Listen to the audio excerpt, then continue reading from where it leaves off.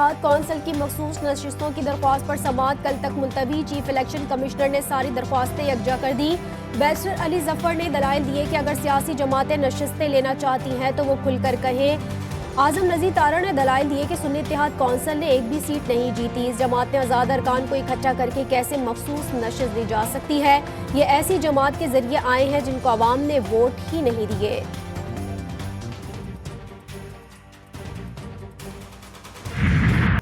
सदर मुमलिकत ने कौमी असम्बली का इजलास बुलाने की समरी मुस्तरद कर दी। स्पीकर कौमी असम्बली राजा परवेज अशरफ ने इजलास 29 फरवरी की सुबह 10 बजे तलब कर लिया।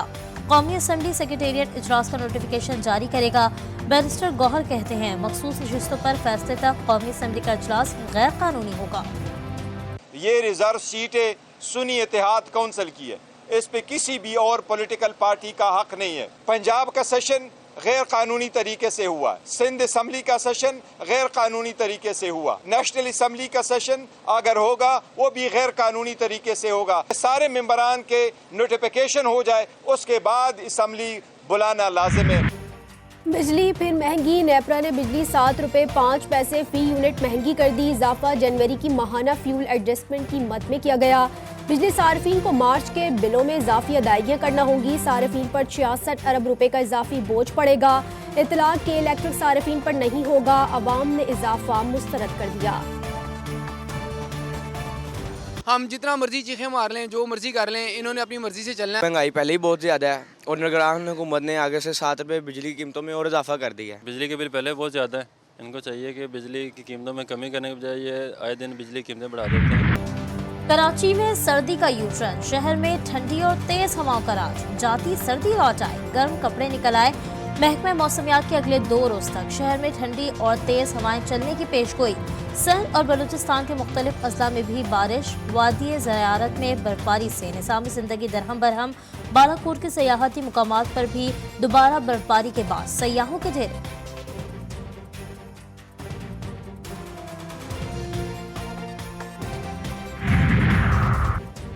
वज़ीर आला पंजाब की ज़ेर सदारत दरबार हॉल सेक्रेटेरिएट में इजलास। मरीम नवाज के वक्त से पहले पहुंचने पर ब्यूरोक्रेसी हैरान। इजलास के दौरान महकमों की कारकर्दगी पर ब्रीफिंग।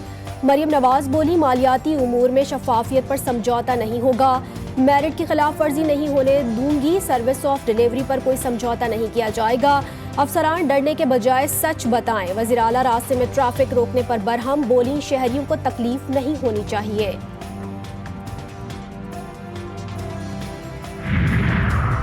मुस्लिम लीग नून की पार्लिमानी पार्टी का इजलास कल तलब। शहबाज शरीफ को वज़ीर आज़म नामजद करने के फैसले की तौसीक ली जाएगी।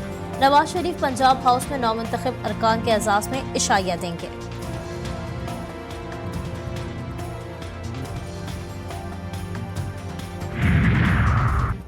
अमरीकी महकमा खारजा के तर्जुमान मैथ्यू मिलर कहते हैं पाकिस्तान में नई हुकूमत की तश्कील में अमरीका फरीक नहीं। हुकूमत को इस अंदाज में आगे बढ़ते देखना चाहते हैं जो पाकिस्तानी अवाम की मर्जी की अक्कासी करे। रिपोर्ट करदा बेज़ाब्तगियों की तहकीकात जल्द अज जल्द मुकम्मल होनी चाहिए। बानिया पीटीआई और बुशरा बीबी के खिलाफ 190 मिलियन पाउंड केस की अडियाला जेल में समाअत। बानिया पीटीआई और बुशरा बीबी पर फर्द जुर्म आयद होने का इम्कान।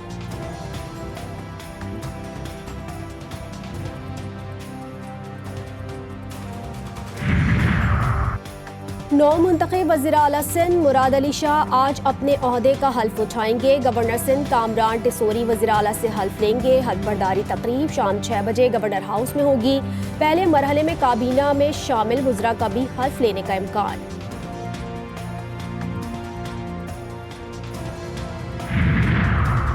पीपल्स पार्टी के सदर आसिफ अली जरदारी ने बलूचिस्तान के उमूर के लिए कमेटी तश्कील दे दी। कमेटी में नवाब सनाउल्लाह जहरी, मीर सरफराज बुगटी, मीर चंगेज जमाली और अली हसन जहरी शामिल। JUI की जानिब से नवाब असलम रईसानी को वजारत आला के लिए मैदान में लाने का इम्कान।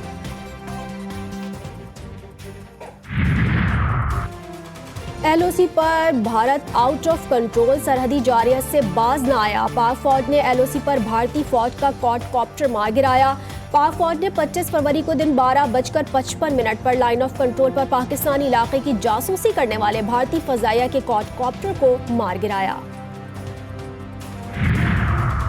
मर्दान में काटलिंग के इलाके जड़ामत्ता में पुलिस एहलकारों पर फायरिंग, एसपी शहीद, डीएसपी समेत 3 एहलकार शदीद जख्मी। फायरिंग के तबादले में 2 दहशतगर्द हलाक। पेशावर के थाना फंदू की हुदूद में मोटरसाइकिल सवारों की फायरिंग से अबाबील फोर्स का एहलकार शहीद, दूसरा जख्मी। कराची के इलाके कोरंगी मेहरान टाउन में नामालूम अफराद के घर में घुसकर फायरिंग, बीवी के सामने शौहर कत्ल। पुलिस के मुताबिक मकतूल का पहली बीवी के खानदान वालों से झगड़ा था।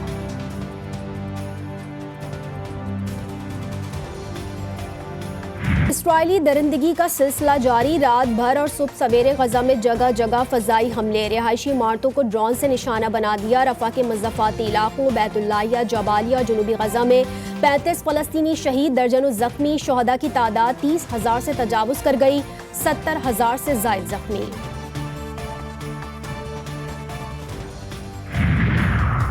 गजा में जंग बंदी के लिए मुज़ाकरात में पेशरफ्त, गैरकमालियों की रिहाई, कैदियों का तबादला और 6 हफ्तों की जंग बंदी मुआहदे में शामिल। पेरिस के बाद दोहा में भी फरीक़ैन मुआहदे के लिए इत्तेफ़ाक़ राय तक पहुँच गए। अमरीकी सदर जो बाइडन का पीर से जंग बंदी पर अमल दरामद शुरू होने का दावा।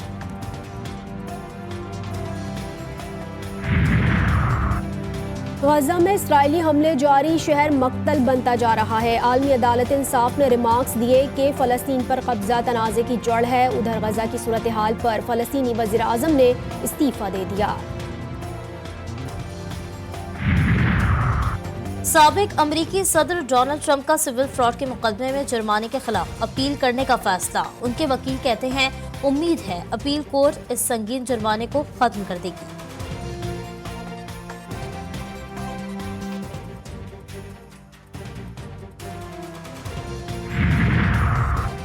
PSL में आज दिफाई चैंपियन लाहौर कलंदर्स और मुल्तान सुल्तान्स का आमना सामना होगा। मुल्तान सुल्तान्स मैच जीता तो फाइनल में एंट्री पक्की। गुज़िश्ता शब पेशावर ज़ल्मी ने इस्लामाबाद यूनाइटेड को 8 रन से हरा दिया। आरिफ अयूब ने 5 विकेटें हासिल की।